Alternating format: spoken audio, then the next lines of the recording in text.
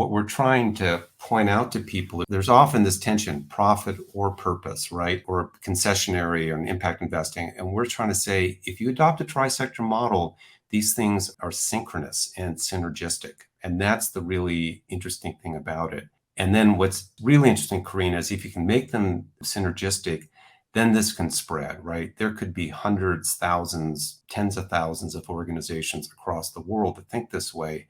And then we can start to have this sort of change that we all want. Welcome to Care More, Be Better, a podcast for people like you who care about the social impact of conscious companies and everyday heroes.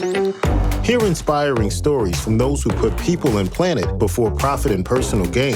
You'll learn how you can make a difference, vote with your dollars, and get involved today. Here's your host, Corinna Bellizzi. Hello, fellow do-gooders and friends. I'm your host, Corinna Bellizzi, an activist who is passionate about building a better, more sustainable future for all of us. Every week, I invite you to care a little more so that together we can build that better, brighter future. If you haven't already, please subscribe, rate, and review this show wherever you listen so you're sure to discover new episodes as soon as they drop. Have you ever wondered why we as a country are so committed to endless growth, to methods of business building that are extractive, focused on incremental profits and optimized results, all while whittling down the little guy and capturing more wealth for the top 1%? In order to escape that cycle, we are going to have to do a little work, hard work, to democratize access to things like funding, to normalize some wages, to reduce pay gaps, and a whole lot more. To unravel this story, I am joined today by an amazing individual, Jens Molbak.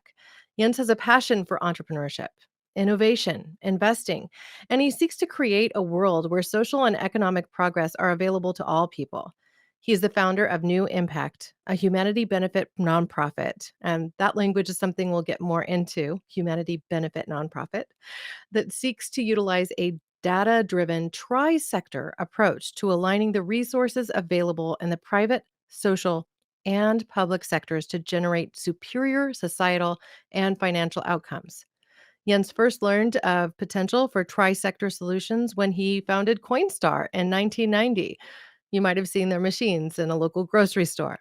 Now, that company that simultaneously benefited the private, public, and nonprofit sectors.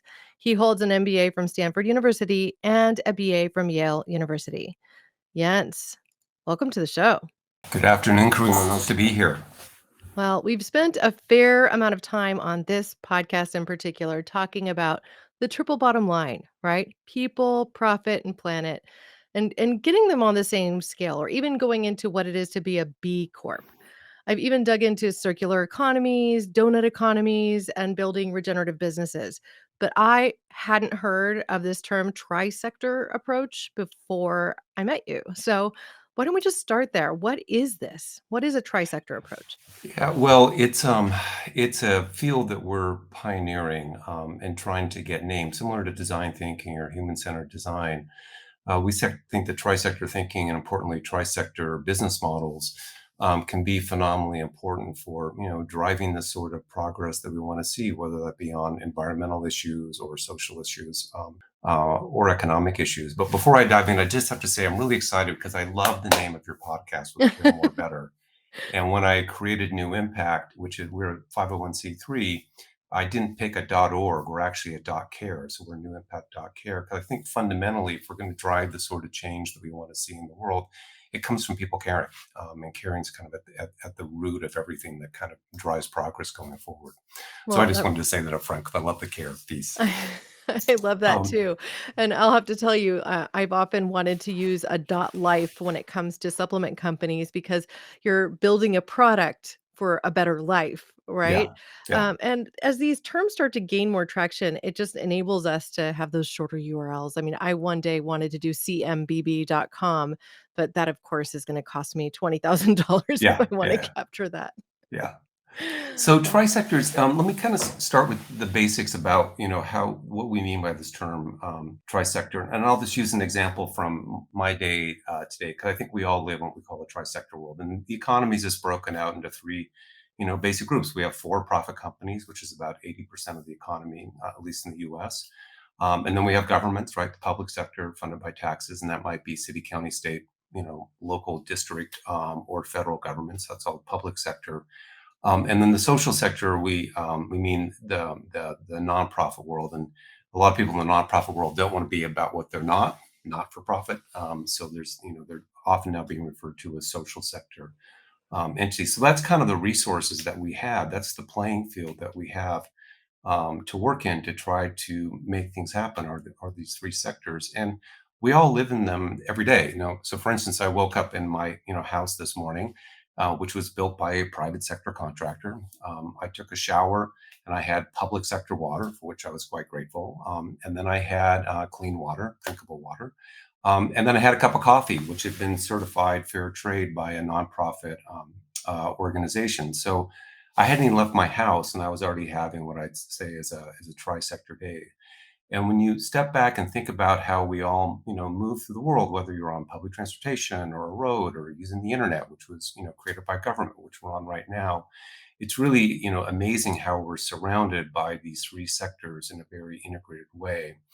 And yet when we think about building our organizations, we don't use this same lens. And what I've found, I have a deep background in the private sector, is that if you actually start to think about sort of a whole of society approach, you can actually create stronger business models where profit and purpose are not in conflict, and even stronger models in the social sector and the public sector. So that's the basics of TriSector, right? There's the three sectors of the economy, and we are pioneering some different ways to think about how companies in particular can build themselves to get to the place where we all want to get to collectively. As I perused your website, I saw a simple Venn diagram, which I think people could picture in their mind of just having the private, the public, and the social, and then that sweet spot in the middle being really what you're talking about. Yeah, And so I was hoping that you might be able to share with us an example, and perhaps we would dive into what you did with Coinstar as a for example to commence this sure. conversation so people can really visualize it.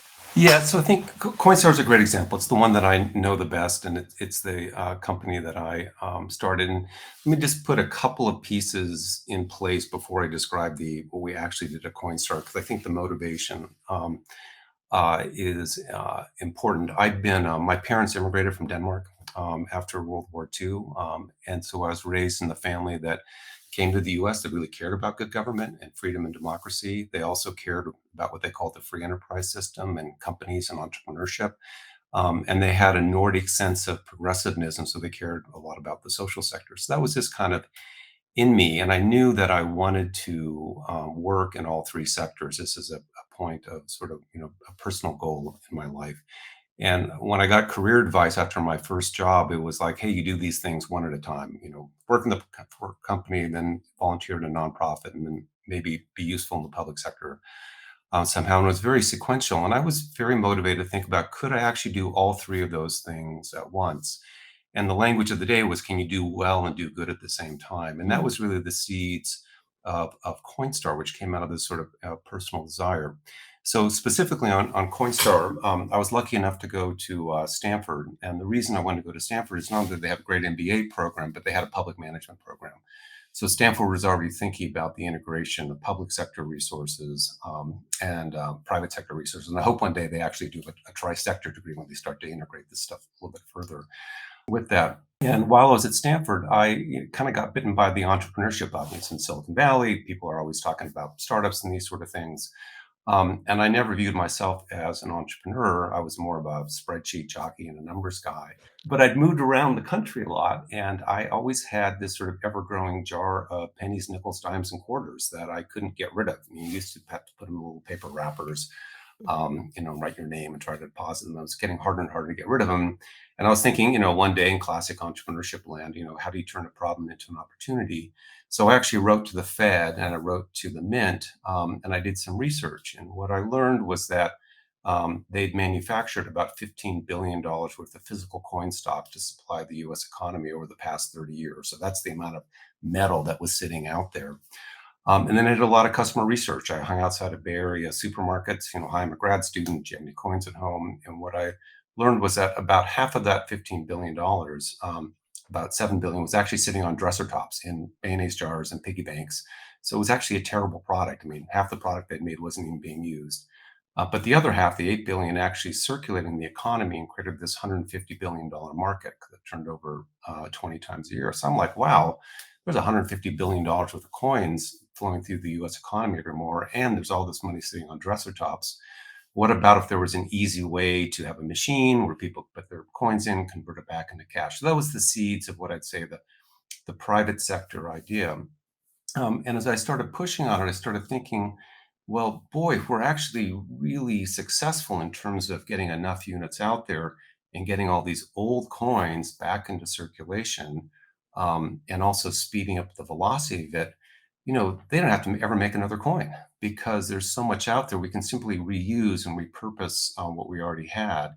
And if we could do that, we could save the federal government billions of dollars in terms of reducing manufacturing costs, mining costs, sustainability, shipping, transportation. I'm like, well, this is kind of a win-win. If the company does well, that's great, but it's also super great for the Fed and the Mint. And then I started thinking about the social sector, and I started thinking about the history of coins. So things like March of Dimes, they Hmm. raised a lot of money from dimes, or Salvation Army during the holidays will often have the bell, right, right, or UNICEF. My sisters had done the program where they would go do the trick or treat for UNICEF program. Instead of collecting candy as a teenager, they go around with these orange boxes. I don't know if you remember the program, and people put coins in. And that was a very successful program for UNICEF. So I was like, oh, we could have these machines that help people kind of convert their loose change and their piggy banks back into useful cash, which would be good for the supermarkets. And the more we do that, the more the money the government will save. And we could also add up a donation feature where people could donate funds to a charity of their choice, which would be great for the charity. We do that at a low cost. So I was like, hey, this is really interesting. I could actually create a company that allows me to not only work in the private sector, but be useful in the social sector and be useful to public sector all at the same time. So I was young, I was 27, and I was like, I want to go for this. So I spent the next 13 years of my life going through all the, standard rounds of venture, and we took the company public and we grew it, and it worked, which was really great. I mean, you can check the boxes on Coinstar's private sector company. But probably what I'm most proud of is, the work that we did with the Fed and the Mint, and they didn't even know what to do with us. They're like, "You're saving us so much money, but how are you doing this? You're just a company." I'm like, "We just embedded our work with yours."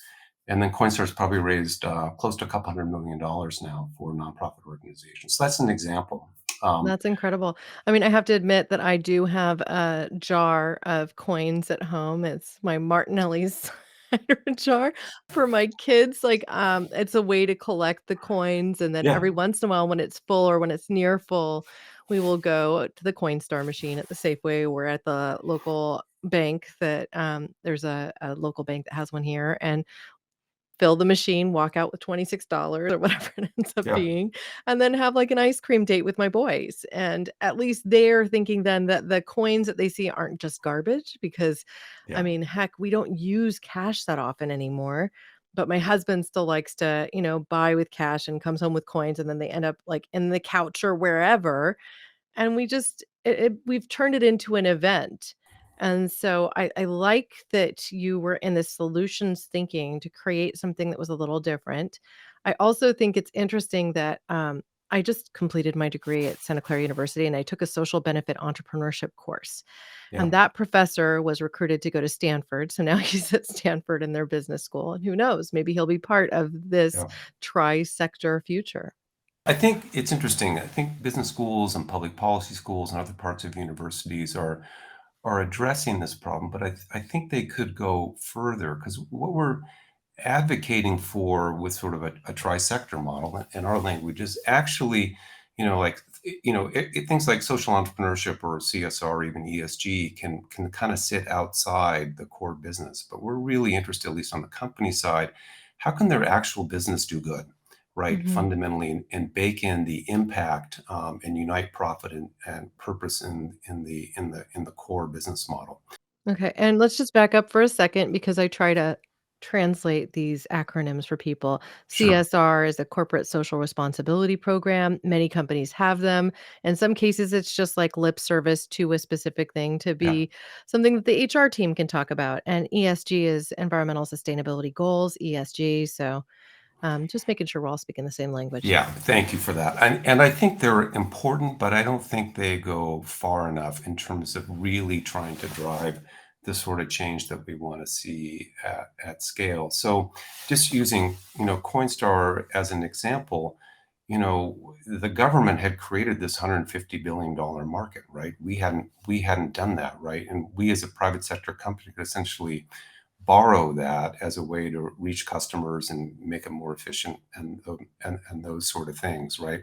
So, but when we built the model, we built in a way that was actually good for government and good for us. So, and the way that worked was really interesting. So, for instance, when we rolled out Los Angeles with 100 machines, which was our biggest rollout ever, it was very exciting. And I got back to Seattle and I had a call from Washington, D.C., and it was the Fed. And they're like, "Who are you and what are you doing? The West Coast has canceled all future penny orders. Come to Washington, D.C. and explain yourself," which was both like super exciting, but also a little bit of a panic that like this big entity was calling us up. But what was interesting is, when the Fed understood what we were doing, they're like, "Oh my God, this is so interesting," right? But then they were also confused. They're like, "You're not a customer. We haven't hired you. You're going to make this way more interesting. What do we have to do?" And our answer was, you don't have to do anything. You've already done your work. You already have an existing resource called the coin system. We're just repurposing it in a different way that also aligns with your own self-interest. And they're like, "We love this."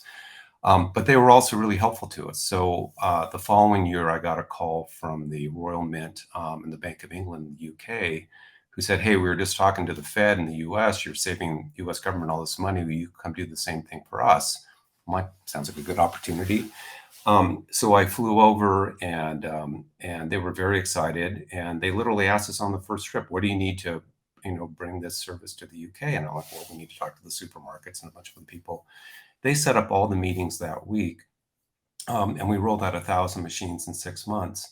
And I like to say that my private sector shareholders would never have gotten that benefit if Coinstar hadn't embedded a public sector benefit into the core business model. It was really fundamental. So there was a way where these things can be synergistic, right? And if we can think about how we work together with this sort of whole society approach, I think we get a lot further.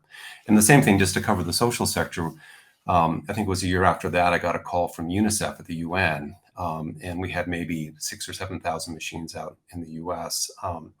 And they're like, "Hey, we have this trick or treat for UNICEF program where kids go off and collect money, and they send us, 100,000 of these little orange cardboard boxes every year."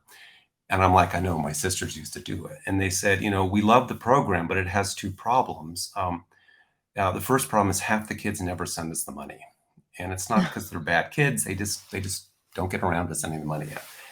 But they said the other problem is the other half the kids actually do send us the money. And we have to pay someone to open up, 50,000 orange boxes, dump out the coins, count them, get them in the bank account."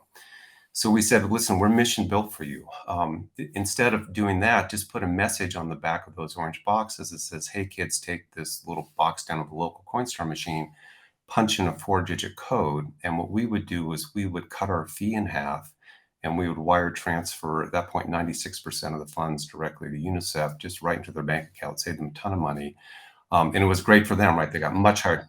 All the logistics was, I mean, they were essentially using our private sector resource to make their, long-standing social sector program work.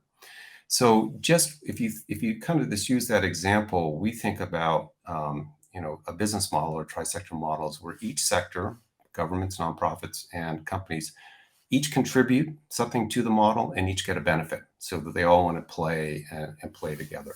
So that's where it started, right? And now it's kind of gotten a lot bigger from there. But that's the core of where I first started thinking about TriSector solutions. So another example might even come from the world of recycling, right? Like I'm thinking about some of the systems that exist in Germany in particular, and less so here in the United States, where they'll actually have that bottle, the old style fashion glass bottle of Coke would get refilled numerous times. And we've essentially walked away from some of these methods of procuring and using things like the beverages that we might consume. We've gone to this kind of plastic and wasteful world for the most part. And now we're starting to see some resurgence along these lines where companies are starting to say, look, you buy the glass bottle, you redeem it each time, you bring it back, and we'll give you your credit back, essentially. Yeah, no, it's great. We're starting to see more of that, but I mean, in my humble opinion, it's happening far too slow. And so, what might you say that we could do to accelerate this process of getting to a space where people are thinking more innovatively about how to make solutions that do bring into central frame this kind of trifecta? Well, I love the recycling example from Germany, and let's take that and let's zoom way out, right? And let's think about not just the milk bottles or the soda bottles that are out there in glass, but let's think about all the resources in the world. Let's think about everything that's ever been built by a company, a nonprofit, a government, every road, every database, every truck that's out there. And based upon sort of our best research, we think there's about $500 trillion of value on the world's balance sheet. And instead of building a bunch of new stuff, what we're wondering is, can we essentially recycle, or in our language, repurpose what we already have? And if it was built for, purpose A, could it also be used for C, D, and E, right? And if we can actually be smarter and wiser about how we use what we already have and repurpose them and just recombine them in different ways, then we can, I think, have a much, much more sustainable economy. So that's a big jump from going from the milk bottles to sort of, a global repurposing or recycling piece. But I think in terms of your question about what people can do, I think the first thing to do is to really adopt this mindset. And it's hard to get people to think differently. So if you are an individual, and let's say you're working for a company, this also works for nonprofits and governments. Let's just stay with companies because they're 80% of the balance sheet of the world out there. You can start to think about, what does your company do? And can your company actually start to adopt a TriSector model? So we do a lot of advising to companies, little ones, medium-sized ones, and big ones. It's interesting, small ones tend to be a little more innovative and faster moving. But I'll ask them three core questions. I mean, if you're a company, I'll say, hey, what's your private sector strategy? And they'll have good answers, right? They'll go, well, we're building this product, we're doing it in these ways. But then I'll ask them, what's your social sector strategy? How are you working with either local or national nonprofit organizations in a way that is mission aligned with what they're trying to do? Often, social sector organizations have really interesting resources that could be useful for the business, like Coinstar and UNICEF. And there are often really useful resources that the business has that could be really useful to the social sector. So if you're thinking about your company, ask yourself what a social sector strategy is that serves the mission of the social sector and also serves the mission of what your company's trying to do.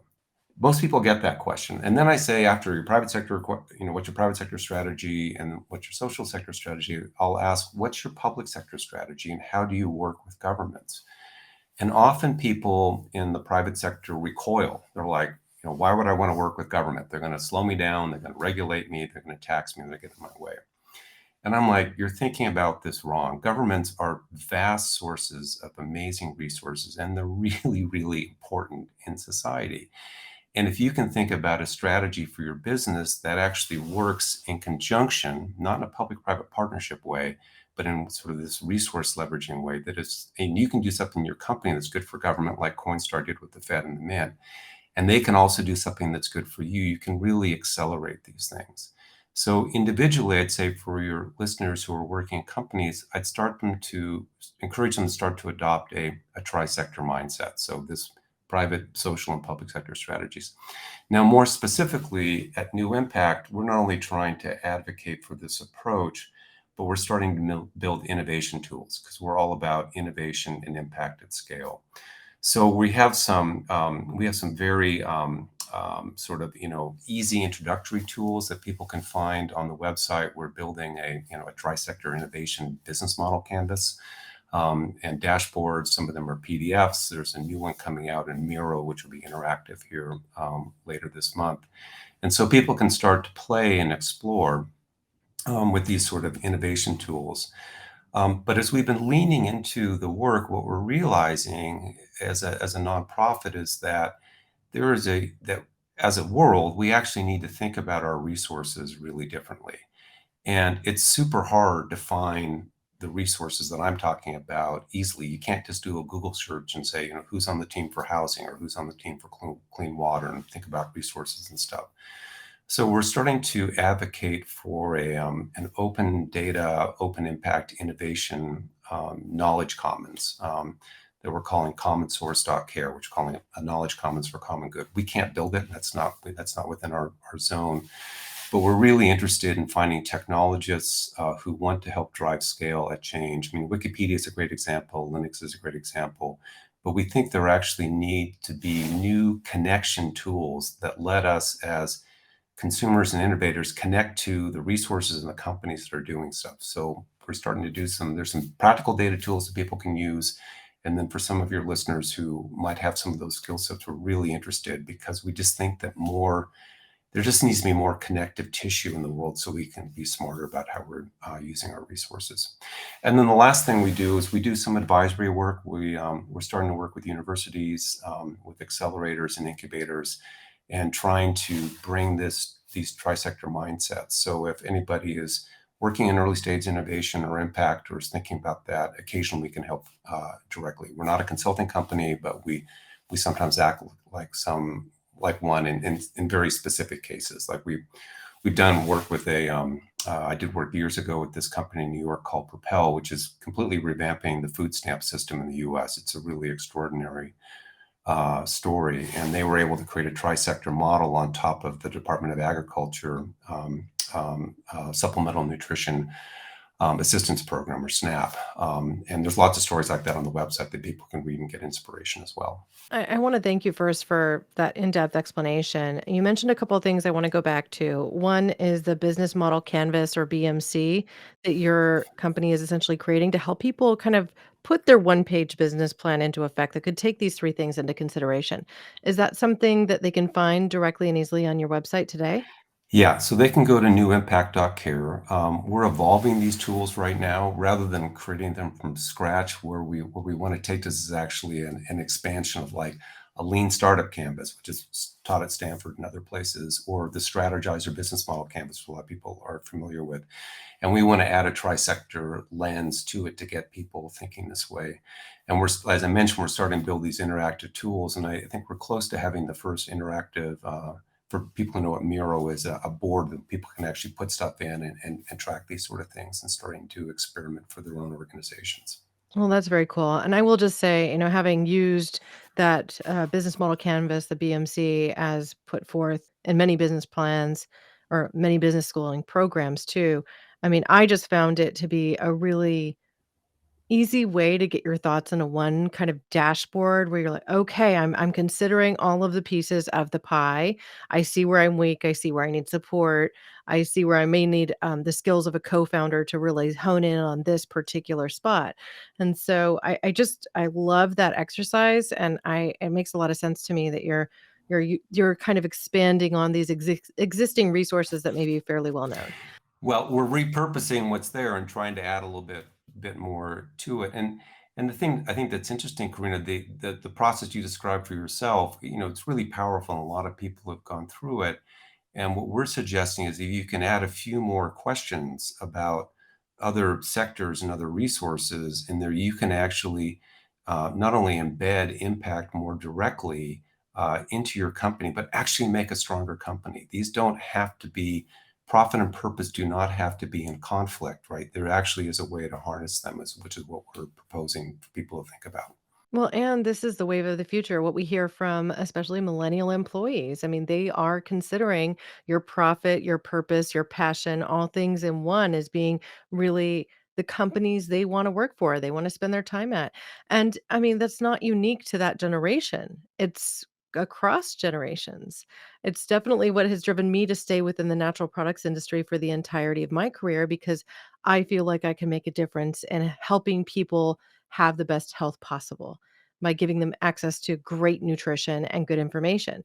And honestly, even in defining what I was doing with this podcast, I used a BMC model to try and figure it out, like what is my brand? What is my mission? What is my purpose? How is it going to align? How am I going to fund it? How much money am I willing to personally invest in this thing, whether or not it's actually paying for itself? And so asking all of those questions on day one enabled me to have a much clearer vision of where I was going to take the show. And I personally think that those tools can even be used if you're trying to divine what your personal purpose is in the world. Like you don't have to have a business in order to use that sort of tool. You can use it to align where your values are and what you want your life to look like even within the walls of your home. So, Yeah, and I 100% agree with you that if you're a company and you want to recruit, especially younger employees, this is no longer optional because I think it's becoming self-evident that we need to upgrade our systems if we're going to have a future that we actually like, and we got to get there faster. And I feel a real sense of urgency that we're not solving problems at scale fast enough. We've done work with foundations, so we've looked at issues around food insecurity, homelessness. We've looked at the COVID rental relief funds. We just looked at a rotation, for people coming out of the military. Apprenticeships are super interesting, and what all of those issues have in common is that no one sector can solve them on their own. And I think my concern is sometimes we take this sort of isolated, siloed approach, right? Sometimes I'll talk to people in the federal government, and they're working on an issue, and the big idea is, hey, we'll get two different departments within the federal government to work together, which turns out is really hard, right? That's a good thing. But I'll often say to them, hey, let's say you get these two, groups of the federal government, let's take the Department of Labor, the Department of Ed, working together. That's great, but that's not how people live their lives. They might be interacting with state level entities or their city or their school district, right? And oh, by the way, they're also going to be interacting with companies and nonprofits too. And unless you take a human-centered approach to solutions with a tri-sector mindset, you're really unlikely to get to a solution that really works for people. So that's part of this mindset shift of trying to get innovators in the world to think differently, and recognizing that we're all in this thing together, right? Classic comment, but we're especially in it across the sectors, and we get so siloed and even point fingers at the other sectors. It's super hard to work together sometimes. well, I want to also bring up another example that I thought of, just given that I'm in California here, and there were incentives to do things like install solar in your home. And even when we went to install an electric car charger, there was an incentive from PG&E to actually encourage that. So they would give us a $500 credit towards our bill just by installing a charge point. Or the fact that we now have these almost democratized access points where you can go and charge your vehicle while you're shopping at a grocery store. And so there are these examples where even in this newer technology space of electric vehicles where there are companies that are thinking about the social benefit, the private benefit, and the public benefit all in one. And just trying to get people to think, open their minds a little bit, because as you look at examples, as you go to your website, newimpact.care, and that's simple, just www.newimpact.care, and you look at examples, it can get you thinking more creatively. And if you start to look for these things, then suddenly your mind will open up and you'll be more likely to see the power of connection and ways that you can innovate your business to actually produce greater results for you, improve profits, even create different revenue streams that you might not have seen before, just because you've opened your mind to a new possibility. Yeah, and I mean, I love this stuff, obviously. So, what's fun for me too, when I talk to early stage innovators and entrepreneurs, they often face this question of what do I make, what do I buy, what do I build? And what they don't think so much about is what can I borrow from government, or what can I borrow from a nonprofit organization? And the same thing for the other entities coming back and forth. You can't just borrow it, and not honor their self-interest. You have to do something that's actually good for them. But when people kind of open up their headset to thinking more holistically, it is shocking how many resources are out there. I'll tell you, like, government is a tremendous resource of data. Government collects all this information. It's just often just sitting around, right? So you can, harness. Zillow as a company is built on the real estate property databases, which is, collected by our tax dollars, which is pretty interesting. But just coming back to your comment about the subsidies or the incentives with utilities, it's a great example, Corinna, because if you think about, if you're a power utility or a water utility, it's really expensive to build a new power plant and not so great for climate, right? And if you can get people to upgrade their washer or dryer or refrigerator or car to something that's more sustainable, right, then they can actually save money, right? And they're aligning their interests about how do I get good power out to people without having to spend some huge amount of money for a whole new plant, which we don't want, and also get a better outcome, right? So that's just sort of this thinking through about what are the resources out there we can repurpose and how we put them together in interesting ways, but importantly, make it work for everybody. And it's okay to talk about the self-interest of government, not on the political side so much, but on the operational side and the self-interest of nonprofits. Because I think that if you can get that piece figured out, then these models really work well and scale quite quickly and are self-sustaining. Well, that's really great. I do want to pivot to talking about something that relates to funding companies. In a few prior episodes, I've including my connection with Talia Antonietta, I should say. She has a podcast called the Social Impact Startup Podcast, and also my interview with Sarah Dussek, who's the founder of Enigma Ventures. We talked about the fact that women-led companies still get far less in the way of VC money, and in fact, 2021 was a trend downward. During the pandemic, women founded and run organizations have seen less VC funds than they did in 2019. So we're down to around 2% again, which is kind of disappointing. So I wondered what your thoughts were about specifically funding organizations. And from what I'm seeing, at least, there seems to be more interest in building social impact into the strategy for women led companies, just generally speaking. So I'm curious how you see this, how we can push that change forward, and what your perspective is. Well, money's a funny thing because it tends to follow deals, and there's a bunch of barriers that get blocked in terms of who sees what deals when. So I think the capital system has some overhang from many years, and it needs to catch up with sort of modern innovation and modern entrepreneurship for not only female-based founders but also BIPOC founders. And there needs to be more equitable access and democratized access to capital of all sorts. One of the ways to do that, I think, is to simply show up with more innovative deals that will be more interesting. We think the TriSector models can be part of that. I would love for if there's a female founder, accelerator, or a BIPAC founder, BIPAC accelerator or incubator, for them to adopt TriSector approaches and just use that as a way to say, hey, these things are actually better, faster, stronger. I'll give you one example I mentioned before with this company in New York called Propel.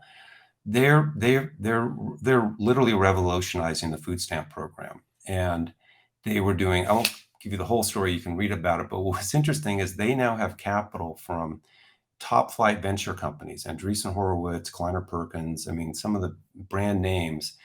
And had you asked me 5 years ago, would a Silicon Valley venture capitalist, back a startup working with a old federal social safety net program, the answer is no. But because Propel was able to do something that was so compelling and so useful to low-income Americans, they simply couldn't ignore it. And now their eyes have been, opened up to, like, oh my God, there are really powerful opportunities out here. So capital does change.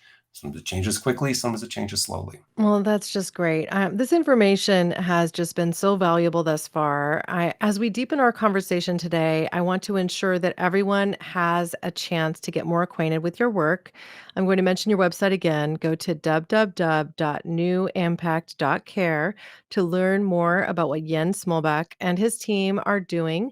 And you can also follow their work on Twitter, Facebook, and LinkedIn. I'll be sure to include links to all of these and everything we discussed today with show notes. Now, I have another example that came up for me this week. I work in the algae space, and I've been connected to this woman for some time. Her name is Alexia Akbe. She's the founder of Sombrosia. And this is a company that is looking to feed algae to cows to reduce their methane production. Right.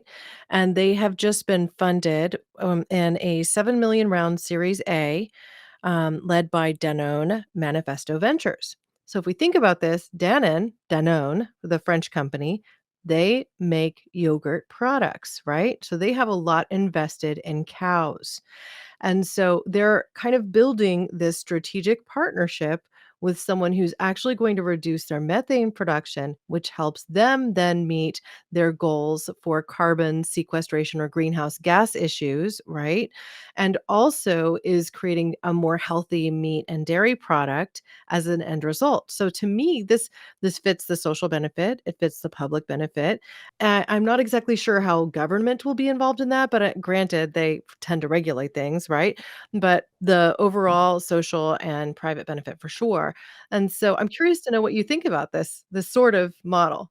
Well, I mean, I love these sort of questions. I don't know much about the company, so I'm just shooting from the hip here. But I promise you, there are many government entities that are thinking about cows and farms and runoff and ways to reduce that impact. Who would be quite interested in this technology, in this shift, and may have existing programs, existing resources, or even existing dollars that could be helpful for that sort of transformation. So I don't know, I'm just making this up, but Mhm. I bet if you were to go look around the Department of Ag, which, oh, by the way, is one of the reasons we want a public access database so someone could just type these things in and find it.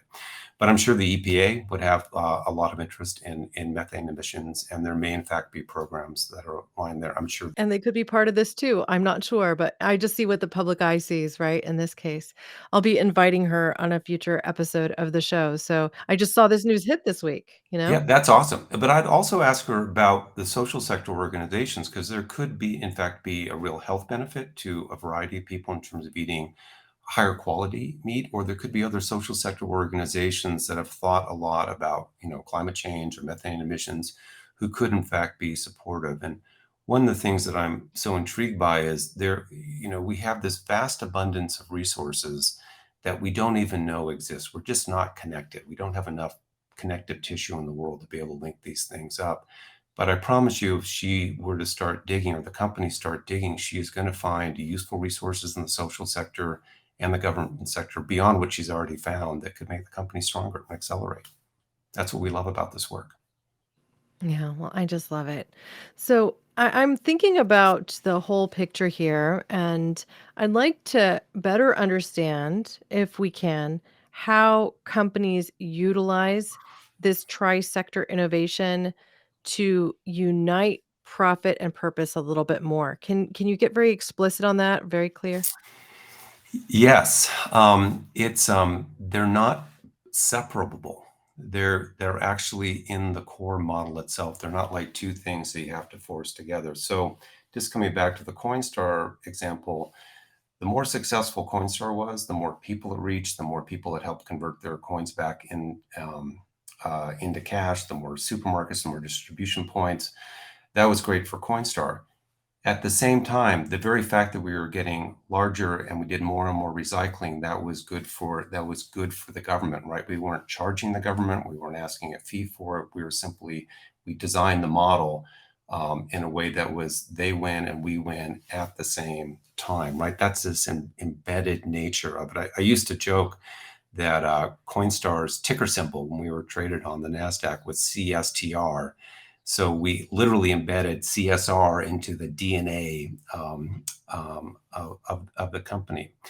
And that's really, this question about how do you do it, that becomes this real question of business model design, about getting very explicit about what resources you're going to use and how you're going to hook them up and make sure that there's a benefit that serves both people at the table. There's another company we've done some work with in New Jersey called Mokify, which is looking at credit lending into BIPOC communities in urban settings where they're often stuck with payday lenders.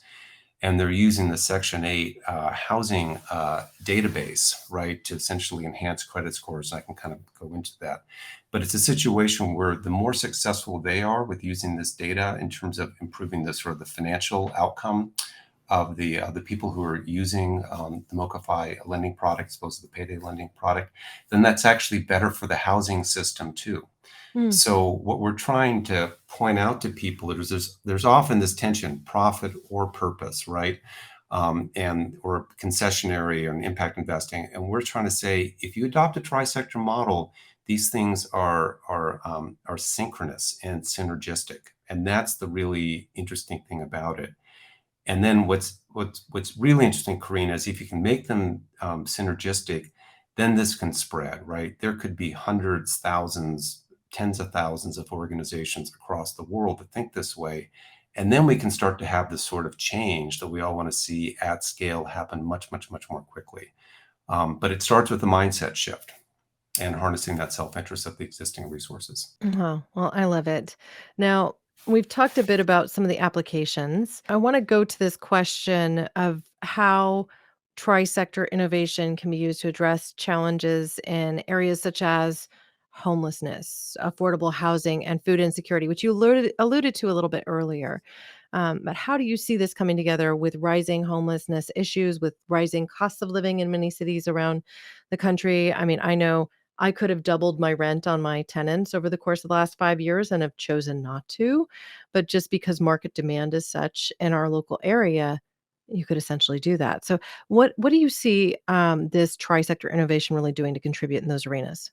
Well, I'll start big and then go very specific. So these are all huge challenges, right, that we have not solved as a society, and it's embarrassing to me as a resident and citizen that we're still struggling with some of these things, or a lot of these things, and in some cases getting dramatically worse. So we cannot expect any one sector on its own to solve this. Government can't solve homelessness or food insecurity, neither can the private sector, neither can the social sector. So by definition, we need to bring sort of the full array of all of our resources as a society to bear. And if we don't, shame on us. So the question is, how do you do that, right? And we think obviously a lot of the stuff is as a tri-sector example. So let me be really specific. Last year, we received a grant, as mentioned, we're a C3, from the Morgridge Family Foundation based in Denver. And they've been doing work around food insecurity with a local food bank called Metro Caring. And who'd been doing some research on different approaches to food insecurity and the food system, which is a long conversation, which we can get into. But there have been some work, pioneering work done on the concept of potentially using a public utility model for food insecurity. So they called us up and they said, hey, you think about innovation and government in these different sectors. Would you please take a look at what role a utility might be used for food? I mean, we use utilities for water. We use utilities for power. Utilities in the 30s were really an important way to democratize and create equitable access to clean water and power throughout the countries. So could we do that in a modern sense? So we went through a really interesting analysis about food insecurity, and we actually have created a prototype model for a public utility called the Denver County Community Food Utility that actually thinks about ways to deliver food in a way that deals with hunger and a bunch of other issues that are out there, and also pays for itself. We have extensive information on the website. That's an entire podcast on its own to go into the depth on it. But that's a case where we're able to take a look at, and this is blue sky thinking, and there's a lot of stuff to be tested on it. And we have a concept we call universal basic food, and we have something called the community data commons, which we think changes data and whatnot. But it's been really interesting to apply sort of this tri-sector lens to an issue like food insecurity. On homelessness, we've done a very early stage project 3 years ago with the University of Washington. And big issue in Seattle, which is my home town, has been homelessness. And we asked the students to do a couple of things. We said, well, gee, who's on the team for homelessness? Who actually has resources that might be helpful to homeless people? And they created a map, and we we're putting this in a public wiki called the New Impact Wiki.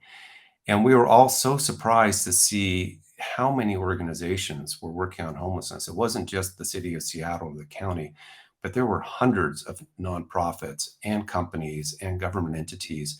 And no one had a view of the whole network or the ecosystem about homeless resources, and they weren't coordinated. So our first thing was, gee, there's a lot of stuff happening here. So maybe if we can just put all of our resources on the table and coordinate a little bit better, that would be helpful. So that was kind of one step, mapping of resources, which I think is very, very important for homelessness.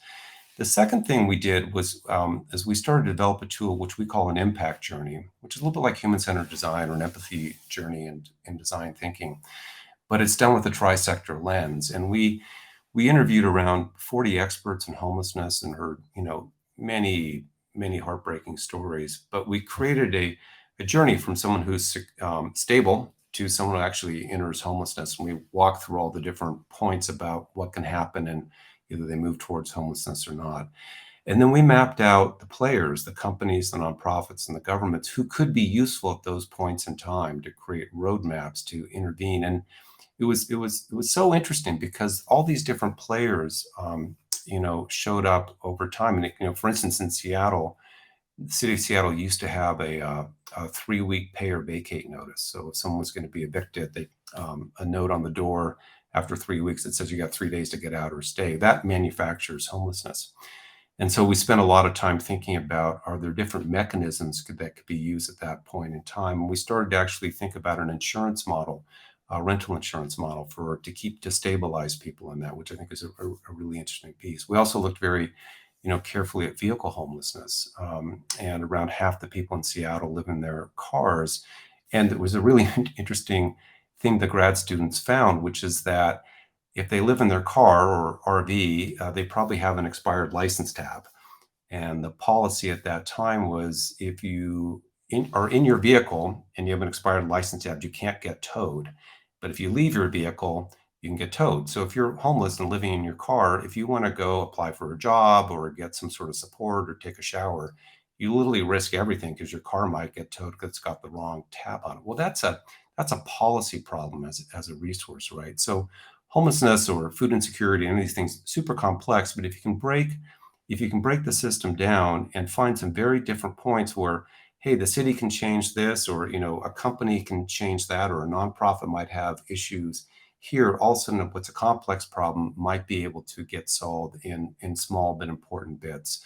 But the most powerful piece about it is viewing the entire problem through this sort of TriSector piece and this whole society approach. That was a long-winded answer, and you can tell I care about this stuff, but I really think that TriSector solutions are not only amazing for companies, but could be fundamental to driving social sector problems, driving progress on economic problems, many of which you've mentioned on the podcast already, and importantly, climate-related problems. We do not organize the world's resources around climate to make it easy to figure out who's on the team for clean water or clean air. We all are. But we need to get down to the real practical steps about who can do what, where, when, and how do we leverage what we already have. Well, I have to tell you, it is sometimes challenging to even figure out in your local community who you need to contact for these things. So I completely agree. Like, I had decided I wanted to spearhead composting as my issue in my local community. And I was frustrated by the fact that we had these green waste bins and supposedly the systems by which to compost or to support composting, but no real program for it. So everybody just throws their food trash in the trash bin if they aren't into home composting. So I kept at it with my local community and emailing council members and things along those lines just to try and put that conversation forward into another space. And they ended up actually implementing a composting program this February. So I can't claim that I'm the sole person that drove that. I think it came from many people, but by continuing to kind of put forth my thoughts, at least to my local community, hopefully that had an impact. I have to trust that it did in some way. I love the story, and I'll just jump in on this because, we're in the 21st century, and, there's an expression that Andrew Yang uses that data is the oil of the 21st century. And we used to have, things like the law of the commons, which is about land. And I think so much of our solutions can be around more thoughtful use of data and technology. But right now, data and technology have been, as people, we've been turned into the products as opposed to the customers. But every now and then I think like, wow, if I could have 100 super smart, Google or Facebook engineers working on issues of impact and creating technology tools for humanity, right, that actually can help us drive the forward, we would make so much more progress and faster. And I just put a call out to, to your community that we need to find what I believe are public good technological resources so that you can find out who's doing composting in your city, and what you learn can be used by 20 other cities. And so we can have this radiation. We have the technological skills as a society to do this stuff. It's actually not that hard, but we don't yet have sort of the will to create the connective tissue so we can get smarter and use what we have. And that includes our existing knowledge. Yeah, well, this is reminding me of a conversation I had with someone I interviewed roughly a year ago. That's David Johnson. He's a professor of law and design thinking at Stanford Hmm. University. And he is developing a technique that can kind of borrow from design thinking some elements of social activism. And Yeah, so I'm curious to know when he finally gets ready to release that book. I think it was going to be called Climate Activism by Design or something along those lines as a yeah. working title. But it really was meant to be a model by which to kind of apply it to some of these broader things so that people working in networked cells could essentially create change. Yeah. And I do believe that's something that we need, but I'm not sure what it looks like either.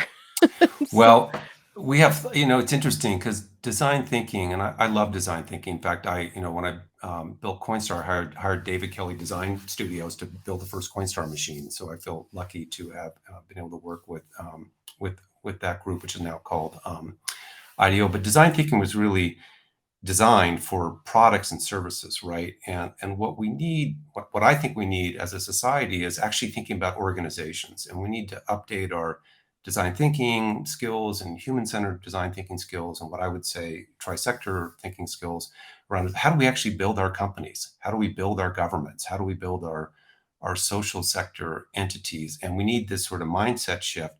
But in addition to the mindset shift, we need information, right? So that we can get connective tissue. So it's not enough to get people thinking this way. We actually have to build practical, pragmatic, like tools and specifics so that, what you're doing in your hometown, someone else can learn from somewhere else quickly and easily. And that can relate into activism too. But the question is, what are you being active about, right? And what are the brass tacks that actually comes down to? And that's the sort of information we need to flow. and maybe it comes down to funding. Like maybe there are grant prizes that are government funded for creating solutions that do these three things. I mean, there could be any number of programs put together that are supported by the government that get us thinking about how to build a different version of capitalism that isn't just purely extractive, because I think that's where we've had our major failing. And it's not to say that capitalism is completely broken. It's just that it tends to promote kind of extraction, whittling of costs, maximizing profits, not considering the planet as a stakeholder. And when we do that, then we're essentially building businesses that, they might make us a buck today. They might make us a lot of money today. But where are we going to be in 10 years? And to be clear, I'm a capitalist, right? I, Hmm. I I believe in capitalism, and yet it's only gotten us so far. Just go back to your food example. 1 in 7 people in the U.S. is food insecure, right? That is a market failure that needs to get addressed. So we can keep running with capitalism and we'll keep getting the results that we have, which on one hand are pretty amazing. I mean, globally, it's lifted so many people out of poverty and improved health. And so there's many, many things to celebrate about capitalism. Hmm. And yet it needs to keep evolving because it's not good enough yet. And we got to keep advancing the thinking on it and then the practical implementation to make it serve people, right? So that we as people are actually getting to create the sort of future we want. I'll give a shout out here to the UN global goals. I don't know if you track the global Hmm. goals or have that. Does your community know what the global goals are, or have they Well, seen it's them? always good to summarize because we get new Okay. listeners all the time. Okay. So the UN created something called the Sustainable Development Goals, or Hmm. shorthand the SDGs, and That's there's right. 17 of them. Like good health and gender equity and sustainable cities. Lots of information online about them. And then below them are targets. So there's 17 big goals and there's 169 targets. And I think they're a really interesting set of goals for each country in the world to think about. If we could live in this kind of a world, what would that world look like, right? So they're specific, and we actually use them as a data taxonomy to organize our resources. So, if I want to know who's on the team for SDG target 2.1, ending hunger, I can go search in the database and find companies and nonprofits and what out there. But I think those goals are really important. And now what we need to do is to think about ways to make them come true. And not everybody can do everything, right? But every company's on a team, every nonprofit's on a team, every government's on a team. And we're trying to reorient people's thinking to what teams am I on and how can I contribute to these larger pieces to make the kind of world we want to see happen. So I'd encourage your listeners to look at the SDGs of the global goals and to think about how their company or nonprofit or government can be useful and serve them. I think they've been a really good kind of guiding light in terms of what the world could look like. Yeah, I would agree with that. And I will include links to that, of course, with show notes, in addition to a couple of IPCC reports, which are the Intergovernmental Panel on Climate Change, because these two things are pretty connected. And I just encourage people to continue on this journey to educate yourselves. Now, Jens, we've spoken for about an hour, and I have to say this has been my pleasure. I could probably keep doing this for another hour or two, but you have to get on your Pacific Coast trail hike this holiday weekend. Pacific Crest. I'm Or going on the Pacific crest, not the Crest. That's coast. right. Yeah. Okay. If there's a question that I haven't asked that you wish I had, what might it be? And if you could ask and answer that. I guess I would just come back to encouraging your listeners to think about seeing their own organizations differently and to ask those three questions. How am I interacting with other private sectors, importantly, social sector, and importantly, government?